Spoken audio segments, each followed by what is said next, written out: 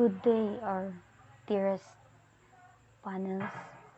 We would like to present our research entitled Impact of Tax Knowledge and Tax Compliance Among Business Taxpayers in Tagum City. Research objectives. This study will be conducted to determine the domain of tax knowledge that best predicts the tax compliance among business taxpayers in Tagum City. 1. To assess the level of tax knowledge in terms of general tax knowledge, legal tax knowledge, procedural knowledge. 2. To assess the level of tax compliance among taxpayers in terms of complexity of tax law, perception of tax system, method of increasing tax awareness and compliance. 3. To determine the significant relationship between the tax knowledge and tax compliance, business taxpayers in Tagum City. Number 4. To determine which of the domains in tax knowledge that significantly influence tax compliance among business taxpayers in Tagum City. Chapter 1, Introductions. Globally, tax has become the largest income sector for every country. This study tried to determine the factors that influence compliance. Taxpayers registered individual, especially in Manila tax office. Therefore, studies find out that tax compliance increasing is not stable state. Findings also indicated tax audit that had an influence on taxpayers' compliance. However, ethics and tax penalties do not affect the taxpayers' compliance.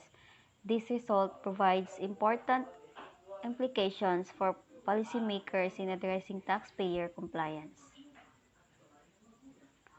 Locally, in Tagum City, tax knowledge and tax compliance has been observed that the current tax system imposes very complex and tedious compliance rules which makes business suffer in additional expenditures.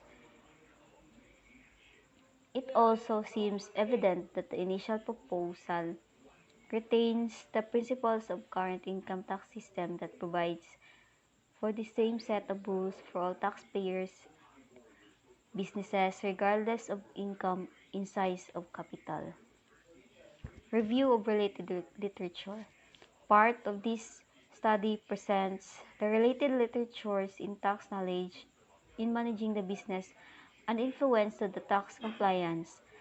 Tax compliance is considered as one of the most important system functions in the overall context of budget of whole entire economy. Tax knowledge enables economic development and makes a significant contribution to the competitive strength of enterprises, large and small, in national as well as business taxpayers in competitive markets. Conceptual framework. Presented in Figure 1 is the conceptual framework of the study. The dependent variable of the study is the tax knowledge with the following indicators: general tax knowledge, knowledge about presumptive tax and effects of tax education. Figure 1. The conceptual paradigm of the study. Independent variable. So, the independent variable is tax knowledge, which are the general tax knowledge, knowledge about presumptive tax, tax education.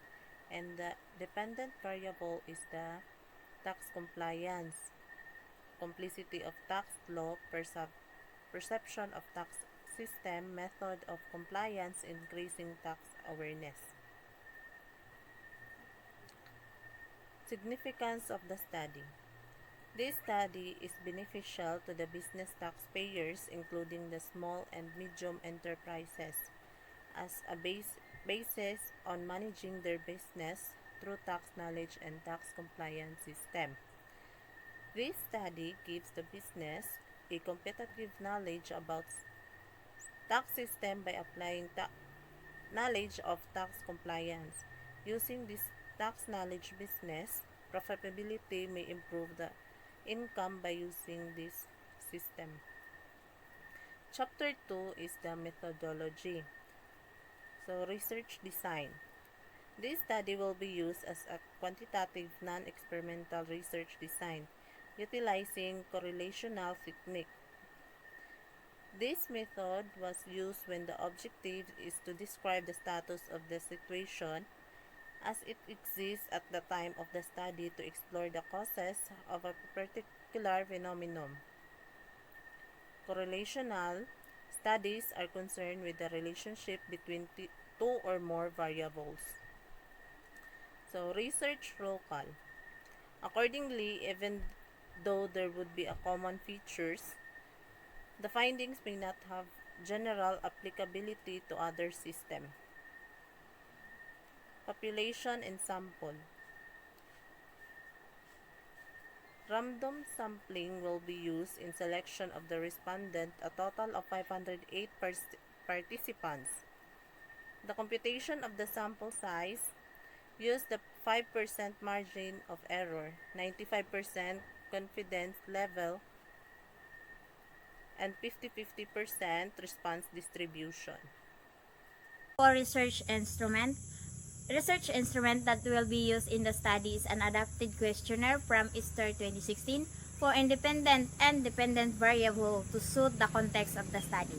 The first set of the questionnaire deals with the tax knowledge of business with 3 indicators, which are general of tax knowledge, knowledge about presumptive tax, and effects of the tax education. In evaluating the level of tax knowledge and tax compliance among business taxpayers, the 5 orderables gradations with their respective range of means and description were considered. Range of means 4.30 to 5.0. Descriptive equivalent is very high. Interpretation, this means that the tax knowledge among business taxpayers in Tagum City is very much observed. The second, 3.50 to 4.20, descriptive equivalent is high. Interpretations, this means that the tax knowledge among business taxpayers in Tagum City is much observed. The third is 2.70 to 3.40, descriptive equivalent is moderate. Interpretation, this means that the tax knowledge among business taxpayers in Tagum City is observed. Fourth, 1.90 to 2.60, descriptive equivalent is low. This means that the tax knowledge among business taxpayers in Tagum City is less observed. Range of means is 1.0 to 1.80, descriptive equivalent is very low. Interpretation, this means that the tax knowledge among business taxpayers in Tagum City is not observed. The second set of the questionnaire deals with the tax compliance with 3 indicators, which are complexity of the tax law, perception of tax system, and method of compliance increasing tax awareness. Range of means is 4.30 to 5.0. Descriptive equivalent is very high. Interpretation is this means that the tax compliance among business taxpayers in Tagum City is excellent. 3.50 to 4.20, descriptive equivalent is high. Interpretation, this means that the tax knowledge among business taxpayers in Tagum City is very much satisfactory. The third is 2.70 to 3.40, descriptive equivalent is moderate. This means that the tax compliance among business taxpayers in Tagum City is satisfactory. The fourth is 1.90 to 2.60, descriptive equivalent is low. Interpretation is this means that the tax compliance among business taxpayers in Tagum City is less satisfactory.